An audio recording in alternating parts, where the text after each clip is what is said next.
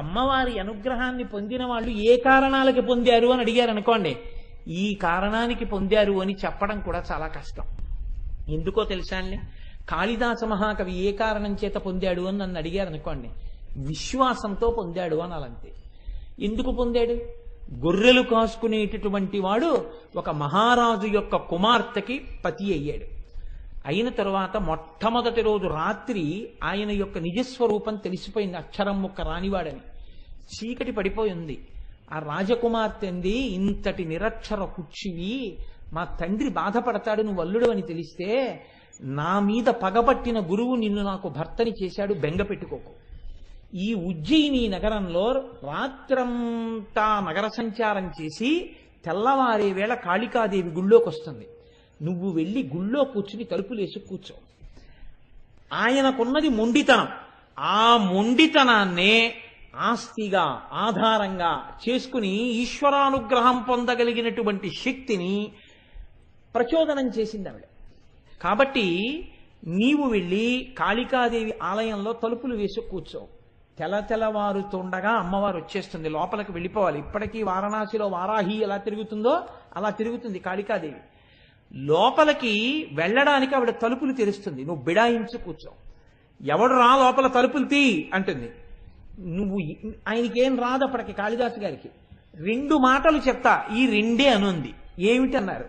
కాళీ విద్య, కాళీ విద్య, ఈ 2 మాటలే అను. ఆయన అన్నాడు విద్య అనలేకపోయాడు కాళిదాసు. కాళీ ఇద్య, కాళీ ఇద్య అన్నాడు. పోనీ అదే అను. ఈ మొండితనం అమ్మవారి దగ్గర చూపించు. వెళ్ళిపోయి కాళికాదేవి గుళ్ళో కూర్చున్నాడు. వచ్చేసింది తల్లి తెల్లవారుతుండగా. తలుపు చప్పుడు చేసింది, తీయలేదు. తోసింది, తీయలేదు. ఎవడరా లోపల తలుపు తీయండి.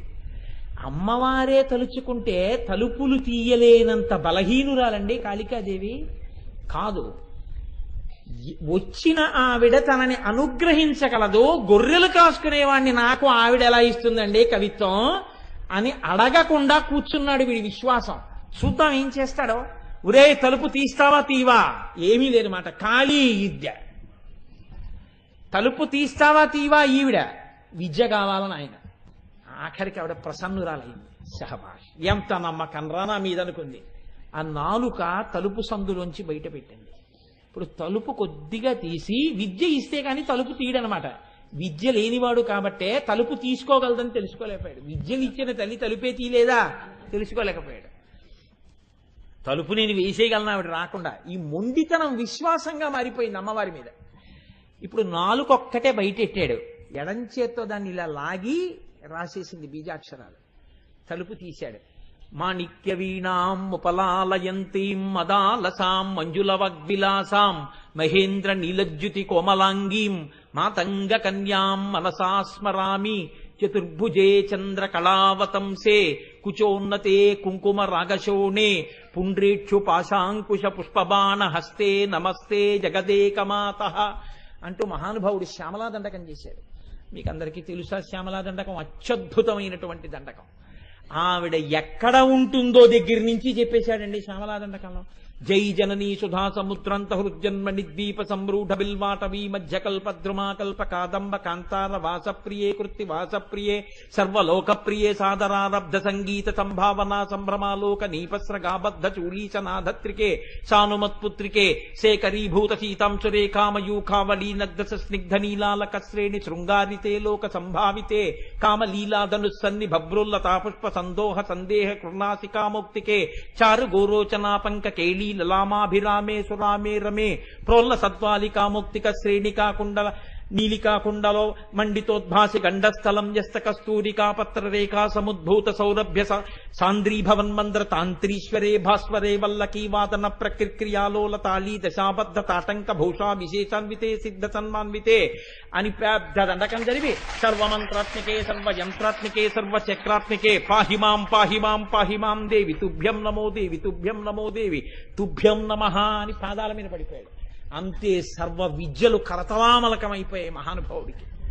ఇప్పుడు అమ్మవారి అనుగ్రహం అంటే ఏమిటో చూపించాడు. ఆయన దంతపంక్తిలో ఒకడైపోయాడంతే అమ్మవారి అనుగ్రహంతో. ఇప్పుడు చెప్పండి, కాళిదాసు గారు అమ్మవారి అంతటి మహాజ్ఞాని కావడానికి ఏమి అర్హత కలిగిన వాడు అని మీరు నన్ను అడిగారనుకోండి, నేనేం చెప్పవలసి ఉంటుంది మీకు? విశ్వాసమే. భక్తితో కూడిన కర్మాచరణము ఆ స్థాయికి వెళ్ళిపోయిందంతే. ఆ రోజులలో ఆశ్చర్యం అండి, ఆయన పేరే కాళిదాసు అయిపోయిందంతే. ఇంకో పేరు లేదు ఆయనకి, ఆయన పేరే కాళిదాసు. మహానుభావుడు ఉజ్జయిని రాజ్యంలోకి వెళ్ళి ధారానగరానికి వెళ్ళారు, భోజరాజు గారు పరిపాలిస్తున్న చోటికి. భోజరాజు గారి ఆస్థానంలో ఏకసంతాగ్రాహి, ద్విసంతాగ్రాహి, త్రిసంతాగ్రాహి అని ముగ్గురు ఉండేవారు. ఒక్క మాట పద్యం చెప్తే ఏకసంతాగ్రాహి గ్రహించి చదివేస్తాడు. చెప్పిన ఆయన ఏకసంతాగ్రాహి చదివితే 2 మాటలు విని ద్విసంతాగ్రాహి చదువుతాడు. ద్విసంతాగ్రాహి ఏకసంతాగ్రాహి చదివిన వాడిది విని త్రిసంతాగ్రాహి చదువుతాడు. వీళ్ళు ముగ్గురు చదివి అంటారు, వాడి సొంత కవిత్వం కాదు మహాప్రభో, ఎక్కడో ఉన్నదే వీడు చదివాడంటారు. రాజు శిక్ష వేసి పంపిస్తుండేవాడు. ఏ కవిని భోజరాజు దగ్గరికి రానిచ్చేవారు కాదు. కాళిదాసు గారు అమ్మవారి అనుగ్రహంతో కనిపెట్టారు, వీళ్ళు భోజరాజు దగ్గరికి కవుల్ని చేరనివ్వట్లేదు అని. ఏమీ తెలియని వారిలా వెళ్ళారు వీళ్ళ దగ్గరికి. వెళ్ళి, అయ్యా నేను పేద బ్రాహ్మణుండండి, ఏమి ఐశ్వర్యం లేదు, భోజరాజు గారి దర్శనం చేయిస్తే ఓ శ్లోకం చెప్తాను, దానివల్ల నాకేమన్నా 4 రూకలు ఇస్తాడనుకుంటున్నాను, తప్పకుండా చేయిస్తాను, కానీ నీకేమొచ్చో శ్లోకం చెప్పు అన్నారు. ఆయన అన్నాడు, అస్థివద్భకవచ్చైవ చల్లవత్ తెల్ల కుక్కవత్ రాజతే భోజతే కీర్తి పునఃసన్యాసిదంతవత్ అన్నాడు. భోజరాజు గారి కీర్తి ఎలా ప్రకాశిస్తోందో తెలుసా? అస్థి అంటే ఎముక, ఎముక ఎంత తెల్లగా ఉంటుందో భోజరాజు గారి కీర్తి అంత తెల్లగా ఉంది. బకవచ్చైవ అంటే కొంగ ఎంత తెల్లగా ఉంటుందో భోజరాజు గారి కీర్తి అంత తెల్లగా ఉంది. చల్ల అంటే మజ్జిగ ఎంత తెల్లగా ఉంటుందో అంత తెల్లగా ఉంది. తెల్ల కుక్కవత్, తెల్ల కుక్క ఎలా ఉంటుందో అంత తెల్లగా ఉంది. రాజతే భోజతే కీర్తి పునఃసన్యాసి దంతవత్, సన్యాసి దంతాలు ఎంత తెల్లగా ఉంటాయో అంత తెల్లగా ఆయన కీర్తి ఉంది. దానికి వివరణ మాత్రం నన్ను అడక్కండి, లేనిపోను గొడవ. కాబట్టి పునఃసన్యాసి దంతవత్, సన్యాసి దంతాలంత తెల్లగా ఆయన కీర్తి ప్రకాశిస్తోంది అన్నారు. ఇప్పుడు ఈ శ్లోకం విని వీళ్ళు అనుకున్నారు, ఇంత చేతకాని కవులున్నారు లోకంలో అనుకుంటాడు రాజు, వీడిని తీసుకెడదాం అనుకున్నాడు. ఈయన ఆ కవులు మాట్లాడుతున్నప్పుడు కనిపెట్టారు, ఏకసంతాగ్రాహికి కొద్దిగా నత్తి ఉంది, టకారం డకారం మకారం నకారం పలకదు, బాగుందనుకున్నారు. మర్నాడు రావయ్యా తీసుకెడతాం భోజరాజు గారి దగ్గరికి అన్నారు. తీసుకెళ్లారు భోజరాజు గారి దగ్గరికి, తీసుకెళ్లి కూర్చోపెట్టారు. ఈయన కవిటండి, మీకు ఏదో శ్లోకం చెప్తాట అన్నారు. ఏది చెప్పమన్నారు భోజరాజు గారు. ఏకసంతాగ్రాహి తిరిగి చెప్పే అవకాశం లేని పద్యం చెప్పాలి, అటువంటి శ్లోకం చెప్తే నత్యున్నవాడు మళ్ళీ పలకలేడు. కాబట్టి ఇప్పుడు కాళిదాసు గారు అన్నారు, షజ్జామజ్జకరాజ్య వీజ్య వసుధాజ్జాలాంశ్చ మజ్జాకిరే జిట్కేట్కిక్కి ధరే ధరే ఖణఖణా ఖజ్జూర విడ్రభ్రమ లుడ్భ్రం లుడ్భ్రమ లుడ్భ్ర లుడ్భ్ర యుదపాడ్డస్తథా పాదౌటేటి పటేటిటేటిటు రసత్ప్రఖ్యాతి సత్యాదయ అన్నారు. అందులో ప్రారంభమే జకారం. షజ్జామజ్జకరజ్జవీజ్య వసుధాజ్జాలాంశ్చ మజ్జాకిరేట్కిక్కేట్కిక్కి ధరే ఖణఖణా షాజ్జూల లుడ్భ్రం భ్రమ. ఈ మాట అనేటప్పటికీ వాడు అదిరిపోయాడు ఏకసంతాగ్రహం. ఇది ఏమిట్రో, ఈ జకారాలు ఏమిటి, ఈ అల్లరేమిటి, ఈ శ్లోకం ఏమిటి, పాదౌటేటి పటేటిటేటి టకారం ఏది పలకదు, అలా ఉండిపోయాడు. ఇదేమిటి, నిన్న చెప్పిన శ్లోకం ఏం వాళ్ళు చెప్పట్లేదు ఏమిటి. ఇప్పుడు ఇది వినగానే భోజరాజు గారు తూర్పు దిక్కుకున్నవారు ఠక్కని దక్షిణానికి తిరిగారు. ఇలాంటివి ఇంకొక 3 శ్లోకాలు చెప్పారు. 3 దిక్కులు తిరిగి 4 దిక్కుల రాజ్యం నీకు ధారపోసేస్తున్నానన్నారు. ఇప్పుడు ఆయన తన ప్రజ్ఞ చెప్పాడు. మహారాజశ్రీమన్ జగతి యశసా తే ధవళితే పయఃపారావారం పరమ పురుషోయం మృగజతే కపర్దీ కైలాసం కరివరమ భౌమం కులిశభృత్ కళానాథం రాహు కమల భవనో హంసమధునా అన్నారు. మహారాజా, మీ కీర్తి ఎంత తెల్లగా ప్రకాశిస్తోందో తెలుసా? నీ కీర్తి విపరీతమైన చల్లతనంతో ప్రకాశించేయడం వల్ల బ్రహ్మగారికి తన హంసవాహనం కనపడ్డం మానేసింది, వెతుక్కుంటున్నాడు, తెలుపులో కలిసిపోయింది. శ్రీ మహావిష్ణువు పడుకుందామంటే పాలసముద్రం కనపట్టలేదు, వెతుక్కుంటున్నాడు. పరమశివుడు తన ఇంటికి తాను ఎడదామంటే కైలాస పర్వతం కనపట్టలేదు, వెతుక్కుంటున్నాడు. గ్రహణం రోజున రాహువు చంద్రుణ్ణి పట్టుకుందామంటే కనపట్టలేదు, ఈ తెలుపులో కలిసిపోయింది, వెతుక్కుంటున్నాడు. నీ తెలుపు వాళ్ళ త్రిలోకాధిపతుల యొక్క స్థావరాలు కనబడకుండా చేసేసింది, అంత తెల్లతనంతో ప్రకాశిస్తోంది నీ కీర్తి అన్నారు. అనేటప్పటికీ పరమ సంతోషపడిపోయి అప్పుడు కాళిదాసు గారు వీళ్ళ ముగ్గురు యొక్క ఆగడములను బయటపెట్టారు. అప్పుడు వీళ్ళ ముగ్గురిని సంస్థానంలోంచి బయటికి పంపించి కాళిదాసు గారిని తీసుకొచ్చి ఆస్థాన కవిగా వేశాక ఎందరో కవులకి భోజరాజు దర్శనం చేయించారు మహానుభావుడు. అమ్మవారి అనుగ్రహంతో అవతల వారి మనస్సులో ఉన్నటువంటి విషయాలను గ్రహించి చెప్పగలిగిన శక్తి ఉండేది కాళిదాసు గారికి. ఆయన వినక్కర్లేదు, అది ఆయన శక్తి అంటే. మీకు నేను ఒక విషయాన్ని మనవి చేస్తాను. ఆ సంతోషానికి కాళిదాస్ ఒకడు ప్రకాశిస్తున్నాడంటే ఏడిచేవాళ్ళు చాలా మంది ఉంటారు లోకంలో. కాబట్టి అయ్యో వాడేం చేస్తున్నాడు, పోనీ మనం చేద్దామని ఉండదు, వాడిని ఎలా పాడు చేద్దామని చూసేవాళ్ళు ఎక్కువ. కాబట్టి కాళిదాసు గారికి భోజరాజు గారి దగ్గర ప్రాపకం ఎక్కువైపోతోంది, భోజరాజు గారి దగ్గర కాళిదాసు గారిని ఎలా పాడు చేయాలి. నేను ఆయన దగ్గరికి వెళ్ళి అన్నారు, మీకు తెలియని విషయం కాదు, ఆయన సానివాడలకు తిరుగుతూ ఉంటాడు. ఇప్పుడు కొత్తగా చేపలు కూడా తింటున్నాడు మహాప్రభు. అంటే ఈ మాట చెప్పగానే ఒకటి భోజరాజుకి తెలుసు, కాబట్టి చేపలు కూడా తింటున్నాడు బ్రాహ్మణుడయ్యుండి అంటే శిక్ష వేస్తాడనుకుని చెప్పారు. భోజరాజు నవ్వి అన్నారు, ఈ మాట చేపలు కొనుక్కెడుతుండగా కాళిదాసును పట్టుకుని తీసుకురండి శిక్ష వేస్తానన్నారు. అక్కడ లేరు కాళిదాసు గారు, కానీ ఆయన అన్నీ తెలుసుకోగలడు కాళికాదేవి అనుగ్రహంతో. తన మీద మిగిలిన కవులు చాడీలు చెప్పిన విషయం తెలుసుకుని మర్నాడు ఉదయమే అలా వెళ్ళి శాకాహారం అమ్మే కొట్టులోకి వెళ్లకుండా మాంసాహారం అమ్మే కొట్టు దగ్గరికి వెళ్ళి పెద్ద పెద్ద చేపలు 4 కొనుక్కుని నీళ్లు కారుతున్న చేపల్ని చంకలో పెట్టుకుని వెళ్ళిపోతున్నారు రోడ్డు మీద. ఆ చేపల తోకలు ఇలా ఆడిస్తున్నాయి, నీళ్లు కారుతున్నాయి.